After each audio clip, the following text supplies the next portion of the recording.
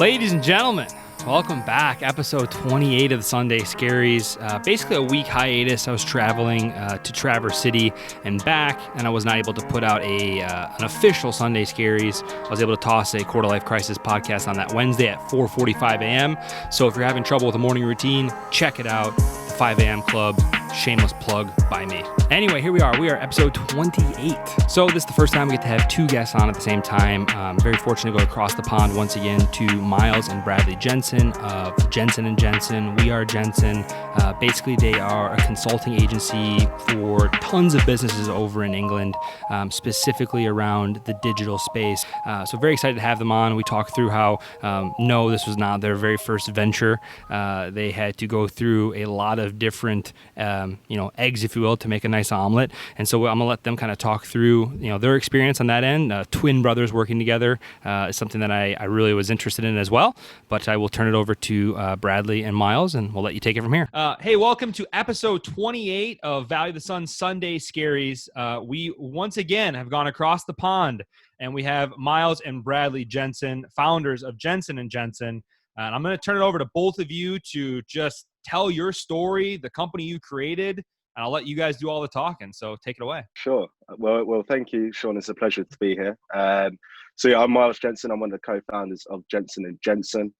We've been going for about 18 months. The business started because we've had a number of ventures before. Loads of them are kind of in the business graveyard, so to speak, right now. And we had a business called For Fork's Sake, which specialized in food marketing as such. And we just had loads of people come up to us and say, we've seen the great stuff you've been doing across Leeds and the North. With For Fork's Sake, we're really interested in you guys doing some marketing for us. And initially, we were a little bit hesitant. We were kind of like, look, unless you have a greasy burger truck, kind of swing your hook otherwise. And then one person came, 2, 3, 4. I think after the fifth person, we're struggling to pay rent, and we're kind of like, wait, hang on. We're definitely missing a trick here. These people are willing to pay for our time and our ideas.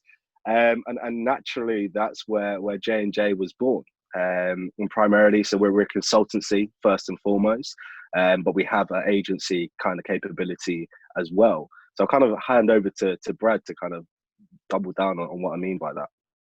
Yeah, sure. So really for myself and Myles, I think the first thing that came about with Jensen Jensen was actually a real bit of an identity crisis in terms of actually understanding what is the business, what is the service that we're actually looking to offer. A lot of people wanted to come and work with us, and a lot of businesses asked us to come and work with them, purely just as a bit of a sounding board. That's kind of how it started off. Can we get your insights on kind of digital marketing? Can we get your insights on how can we make our business more social? And I think it really kind of stems from that initially, and that's really where the consultancy aspect of the business was birthed first of all.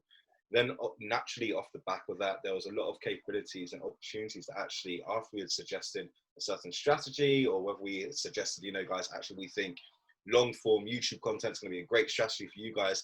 They said, okay, awesome, that's great, but do you know any videographers? And it's then, okay, cool, actually, we can actually supply this end as well. And it's worked really, really well for us as a business. Where we've got to now is we've been able to really start with businesses from the grassroots level, help them, first of all, actually understanding their business, asking a lot of probing questions that as a lot of founders and entrepreneurs, you're so focused on kind of you're in the trenches. It's very, very hard to kind of take yourself outside of that. And I think one really good thing with myself and Myles is actually, because we don't specialize in any particular industry, it actually allows us to bring a lot of valuable insights from different industries, which otherwise would be either completely disregarded or just not even considered at all. So really where we're able to come on board and help businesses from inception, provide them with that strategy, provide them with an overall, more of a holistic approach for their overall business. And then we're able to actually help them execute that, and we can provide them with the traditional agency services. So it's a great model. Our business is extremely fluid.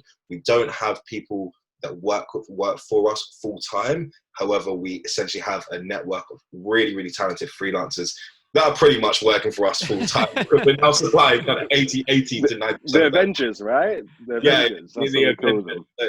That's amazing. You call them in and they get the job done.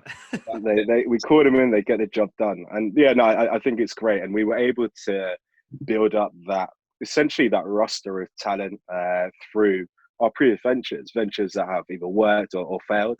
But it really gave us a good starting point to essentially see what these guys are capable of before moving them across onto, J&J type work. I think for Brad and I, we're people's people. We love relationships. That's our biggest thing, is relationship building.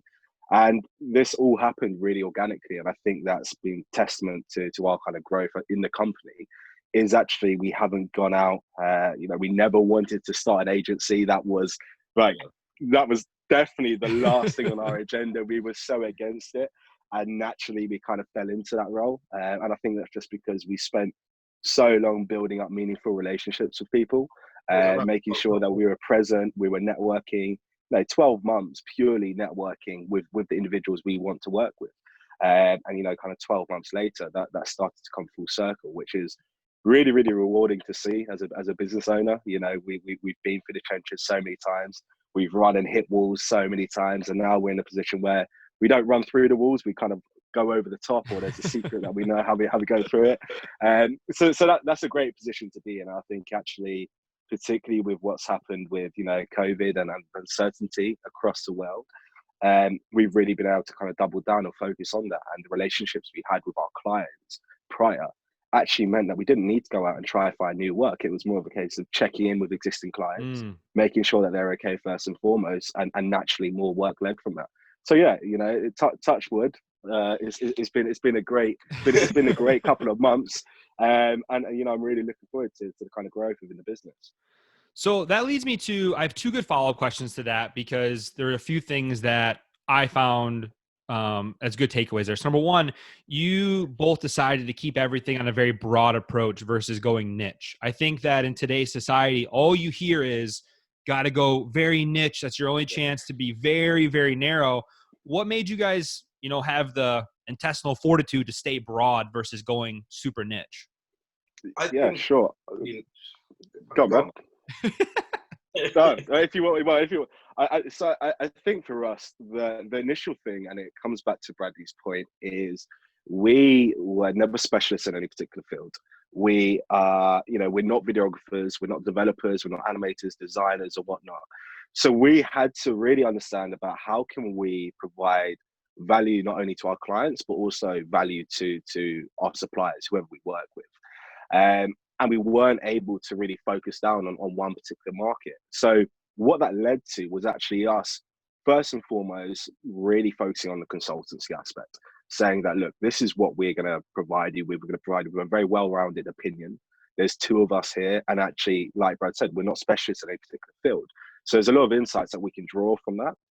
And then from there, it was about providing our suppliers with regular work and whatnot. What we're finding now is we are slowly moving towards more kind of niche sectors or whatnot, and we kind of, as a business, shaping towards where we want to be working. But initially, I think we were kind of taking the work that came through. And a big thing for us is we only work with clients that, one, we can really get behind, and two, we get excited about. That's a huge thing for us. And I think naturally, just by going out and essentially sampling a bit of everything, we kind of found the ones that worked for us, the ones that we generally enjoyed, and the ones that we saw a lot of scale with. So to kind of answer the question, it was really difficult. Because you want to be niche initially, everyone's telling you need to be niche. That's how you become the specialist in your field. And we were kind of like, yeah, we don't really want to be pinned down to one particular sector. We did that before with the food industry, and it didn't turn out the way that we wanted. We had a lot of success, but it wasn't what we were expecting initially. So I think you've got to be open-minded with that kind of stuff. And we understand that actually the landscape of social and digital is always changing. And we're in a very unique position in we're 25 years old. Our age group was kind of born into social, the kind of end era of binary and coming into social and the internet and such. So we're in a very unique position that actually we grew up with this. This was adopted within us. So there's a lot of expertise, a lot of knowledge that we can share to businesses that potentially could be quite stagnant in that. So actually, it's not about being limited. It's just about finding, what kind of areas do you really enjoy and want to focus on. For us, it was consultation or consulting, and that's what we've done. We primarily now work within professional services, tech, and luxury. That's primarily where we work. But we've done a bit of everything. A little bit of everything, right? We've done technical CAD drawings. We've done fashion designs. We've done events. We've done workshops. We've done so much different stuff, and so many people like that's going to hinder you in the long run. And actually, we kind of think, well, no, that kind of just adds to us. We kind of have a little bit of understanding in that.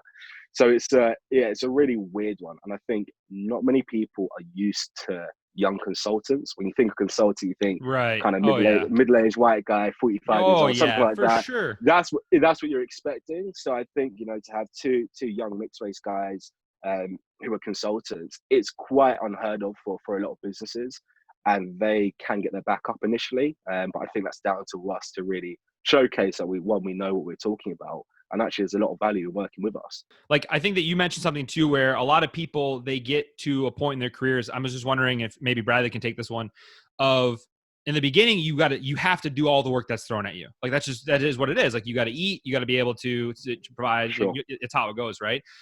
When did you reach that moment where you could go, you know what? We're not going to take that one. We're not passionate about that one. That one doesn't excite us. Like, if you want to kind of talk on that, because that's like a huge moment in any business. Sure. And it's really, really interesting, because that's a great question, because actually that moment was actually a lot sooner than we actually realized. I think just to kind of backdate it a little bit, for us, when we first started, even before Jensen Jensen, when we were working for Fork's Sake, we raised a small amount of investment for that platform. So it wasn't a huge amount, a small amount of investment to build essentially a discount platform. And actually, what we realized and what we quickly ran into, the biggest issue was we hadn't actually tested the market, and actually the market wasn't ready for it. And I think this is a big mistake, and it's something that a lot of entrepreneurs, when they're starting out, is actually you end up kind of focusing on this one, I have a very romantic idea of a revenue stream that this is definitely going to work. You end up falling in love with that and really putting all of your eggs into that one basket. And I think for myself and Myles, where we were building that, a competitor came along at the same time. They actually launched, and then they were nowhere to be seen within 2 months. So actually, for us, it was a very clear indicator that They saved you almost. they definitely did. But I think for us as well, what was really interesting was that actually we had to generate revenue, and we had to end up testing a number of different revenue streams. So we tried a subscription model, we tried a influencer model, we tried, a content marketing package, and then we ended up doing an events model. And the events model was actually the one that stuck. That was the one that was generating the most cash. And I think, in terms of getting to that point where you can start rejecting work, you have to try everything. And when you have capital behind you, it doesn't really force you to go out and try a revenue model that's going to work. You put money into something, whereas if you don't have that capital there, actually for us, we stress tested it, and then it ended up becoming our most profitable revenue model, and actually the one that required the least amount of work.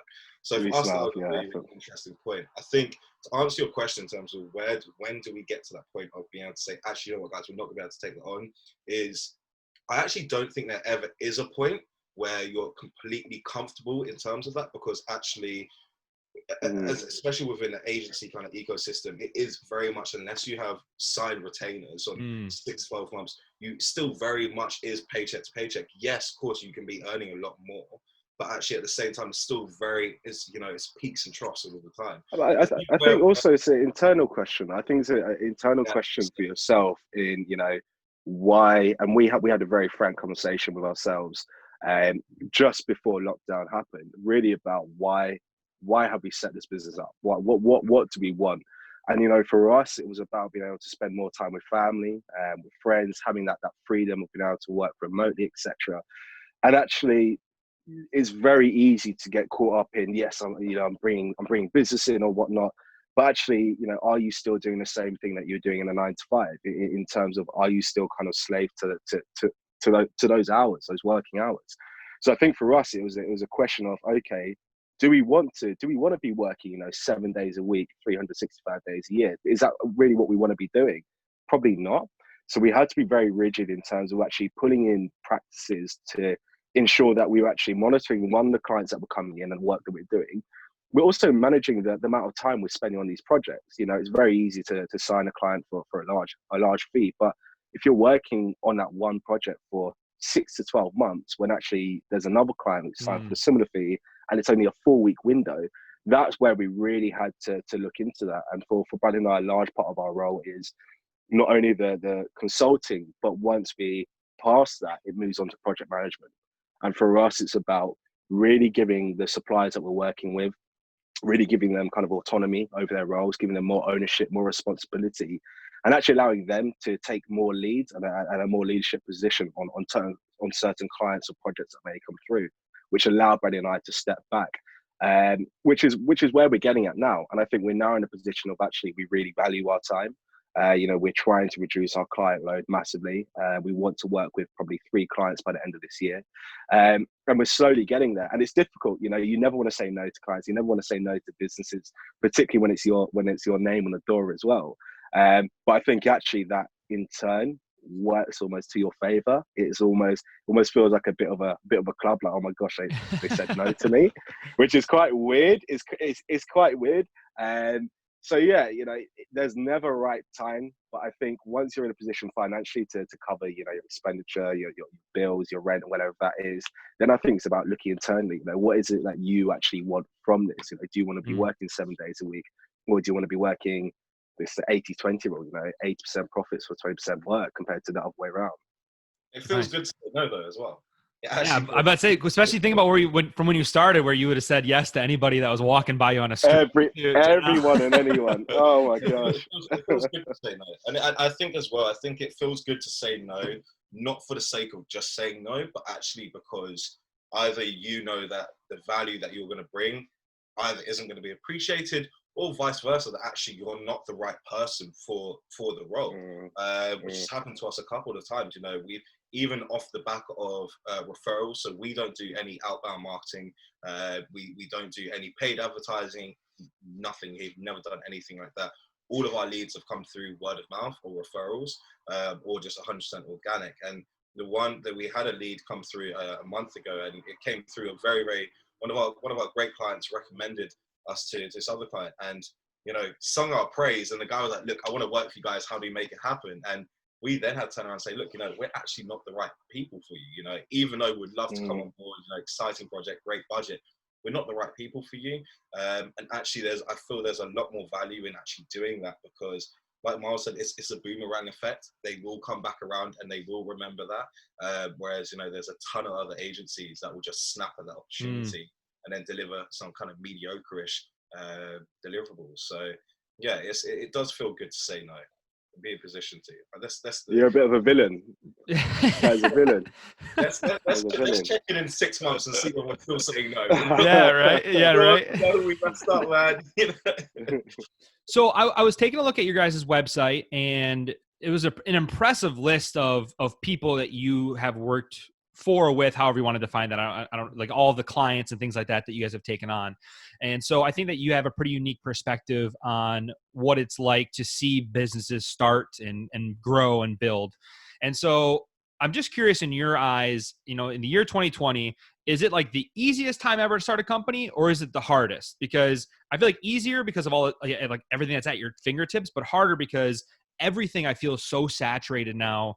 Even this podcast, there's probably 19 podcasts called Quarter Life Crisis. I haven't looked into it, but I would assume that this is super saturated. What are you guys' thoughts on how easy or hard it is to start a business in 2020? Yeah, you know what? That's really interesting, because I'd say it's essentially yes and no. And the reason that's what I think. Yes and no is I've actually started another company. So during lockdown, started another company. It's a fitness brand called MyFit Plug. And essentially what we do is we sell on Amazon.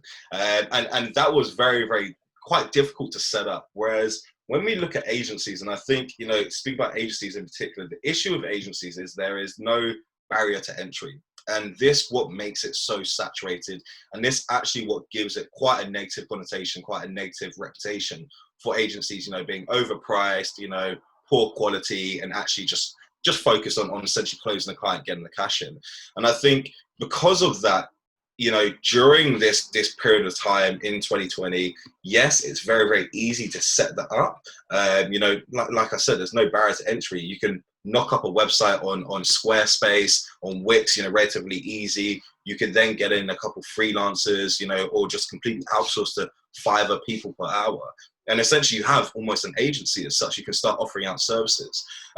So I think, yes, it's very easy to set up a business, but I think it's more so, people, once again, startup life has been extremely glamorized, extremely romanticized.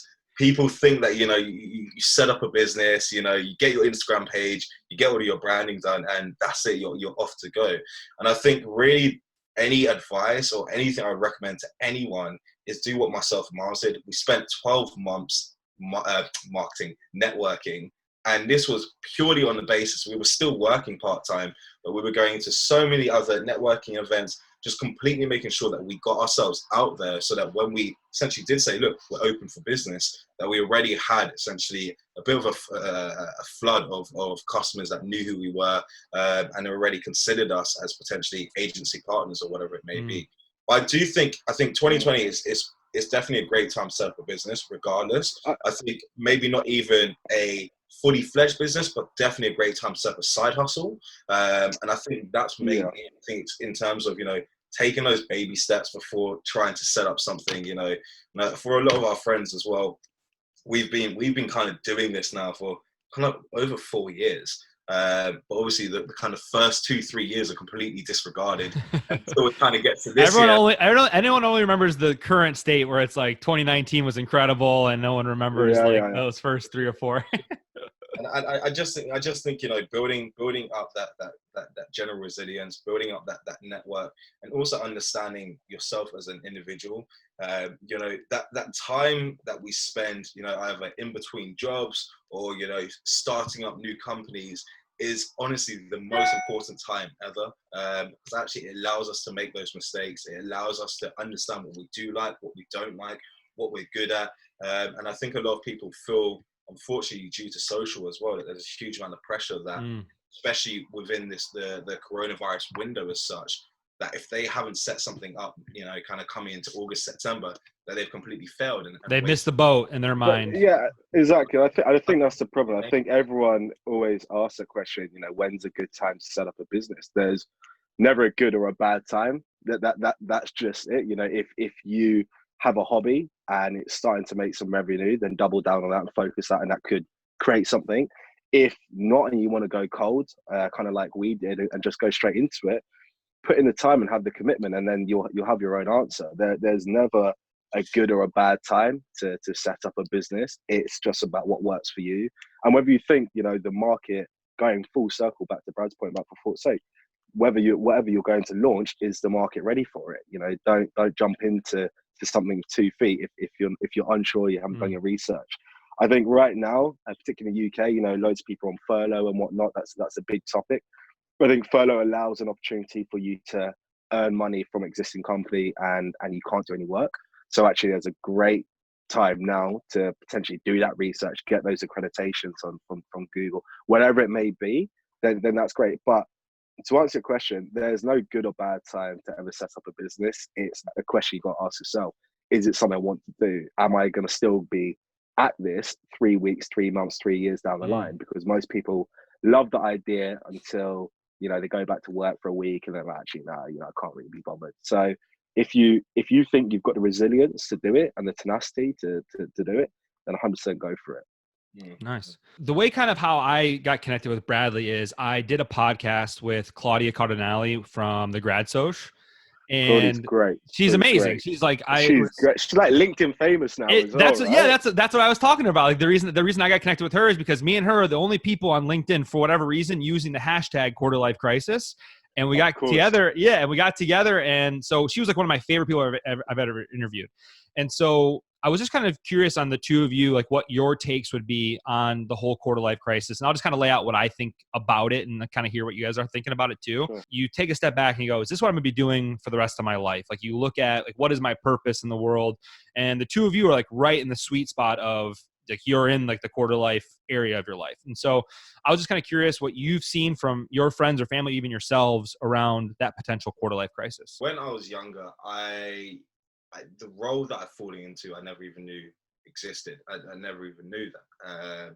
And there was no way that I could have envisioned where we are today. And Sean, even down to 6 months ago, I wouldn't have even thought that we are going to be where we are today. I think in terms of kind of moving forward throughout our life and kind of where we're at now, being 25 is a bit of a milestone. I think kind of taking it back to my point earlier, the start of people's careers is often really messy. It's non-linear. And I really think, spending that time finding out what you want to do is extremely valuable. I think one thing that I learned was actually, if there's anything that you need to be good at in life, it's about really trying to be good at two things and having those two things are interconnected somehow. But then also understanding that, a rare amount of talent is better than nothing at all. It's exciting.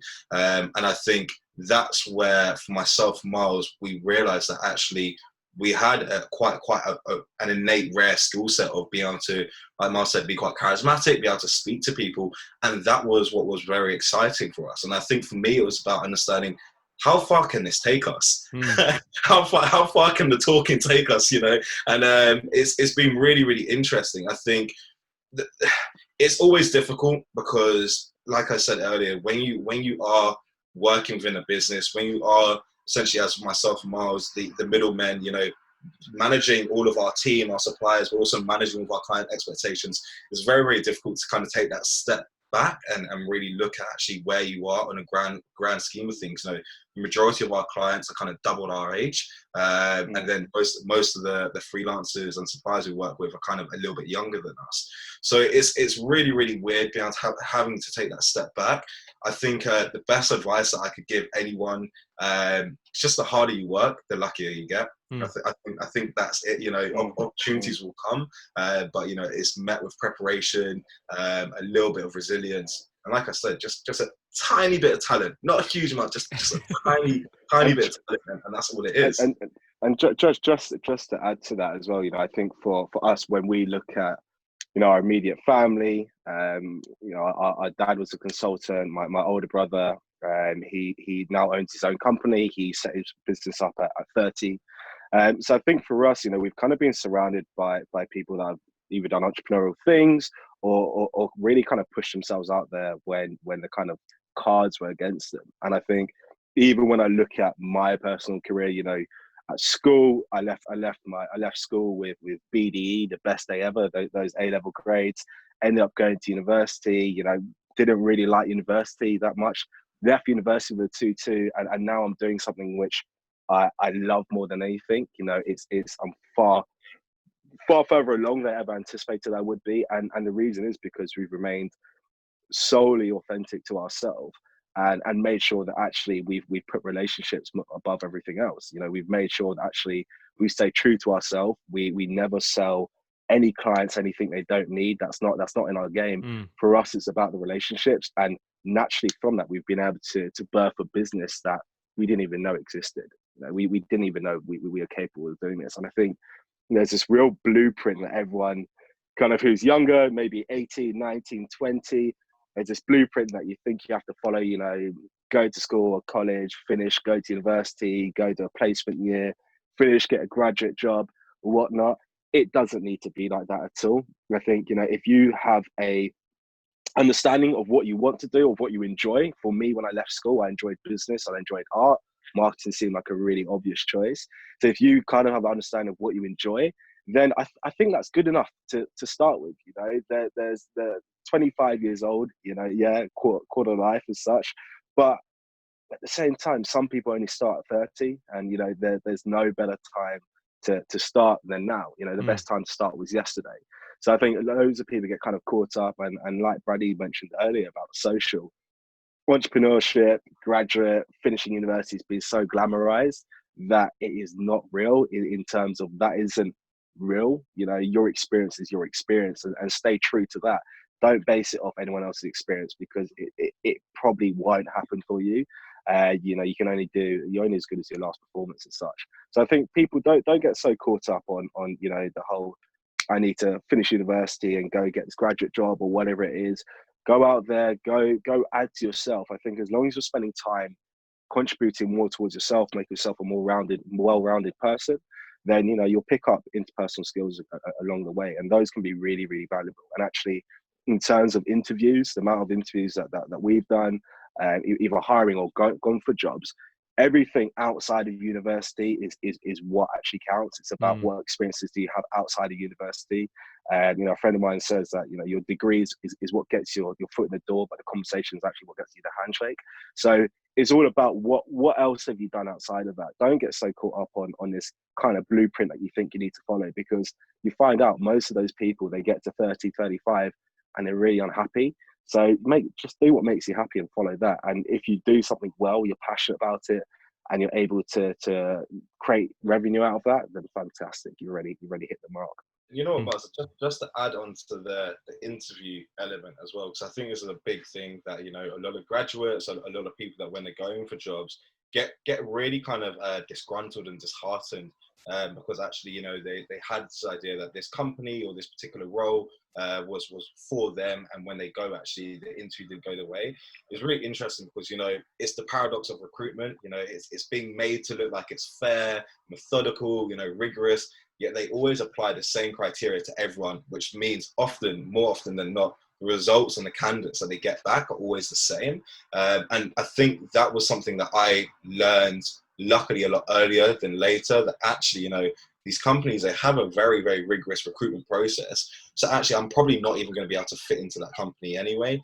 And I do think that, you know, where we are today as well, learning that from an early age, and also understanding that our success isn't actually due to us as individuals. It's due to the culmination of all the ideas, all of the businesses that we have had across the last kind of 4 or 5 years. That's what's got us to this one point. So it's not to be deterred by the kind of one action of not getting that one particular job or the one particular company not working. Success is going to be the culmination of all of those ideas, all of those ventures once aggregated. So yeah, I love it. Well, as our timer runs out here, I do want to just wrap this up with a few last things. So if you guys could both just let us know where we can engage with you, like what socials you guys interact with the most, what your ats are. We'll put it at the bottom of the screen somewhere. We can start with Myles, and then we'll go with Bradley. For sure. You can find me on LinkedIn. So that's Myles Jensen. That's Miles. Then Jensen. And then socials. I'm actually not on social. I've been doing it at Social Cleanse. So oh, nice. I'm okay. Not, so you probably feel great about yourself, actually. Yeah, I've been getting this urge to re-download Instagram, but, you know, it's Twitter. Twitter's the one I've been missing the most. But yeah, socials, LinkedIn primarily, or feel free to email me at miles@jensenjensen.co. Perfect. Bradley? And yeah, same with me, Bradley Jensen on LinkedIn. You can find us on Instagram at We Are Jensen. And then once again, either email us, drop us a phone call, or send a paper pigeon to us. However you want to get in contact. A paper pigeon. That seems to be the best way, right? Right now, I mean, I don't know if a pigeon, you know, bringing the COVID around is probably the best plan. So we'll put that one in the back burner. But yeah. Well, I want to thank. Yeah, right. The pigeons go straight to Bradley. Well, I wanted to thank you both a ton. I really appreciate it. This whole thing for me has just been about finding very unique people that, you know, are finding their passions and are doing the things that make them happy in the world. And I can just tell from interacting with the two of you that you guys are doing that. But like we said before, you didn't just, you know, start off like this. Like there's a process that you have to work through that a lot of people don't understand. A lot of people don't get. They just see the end result, which is the two of you right now. They see all the marvelous books, Myles, and they don't realize, where they came from. But I want to thank you both, man. I truly appreciate you guys coming on here a lot. And hopefully down the road, you know, we'll have you back on and we'll kind of see the growth even more of the company. 100%. For sure. No, I think it's a great thing that you're doing, Sean. So yeah, thanks so much for having us. Thank you. All right. Well, enjoy the rest of your Sunday, and we'll be talking soon. Cheers. Cheers. Sure. See you guys. Like. So once again, I want to thank Bradley and Myles for coming on the podcast. To see just a couple of 25-year-olds talking the way that you guys talk about business is pretty inspiring. I think that for anybody out there that's looking to start a business, like we talked about on the podcast, like you're just never too late. Whether it's a full-on business, a side hobby, a podcast like I am doing, like everybody has that opportunity right now, especially in 2020. And so I want to thank them for coming on, and just more importantly, I'm excited to have them on down the road to see how much bigger they get, because these two are destined for some great things. I'm excited to be back here doing this whole podcast, because it's just something that, you know, is probably more for me than it is for anybody else, and I think that's why it works so well. So thank you again to the two of you for coming on. To everybody else, stay healthy, stay distanced, and welcome to the Valley of the Sun.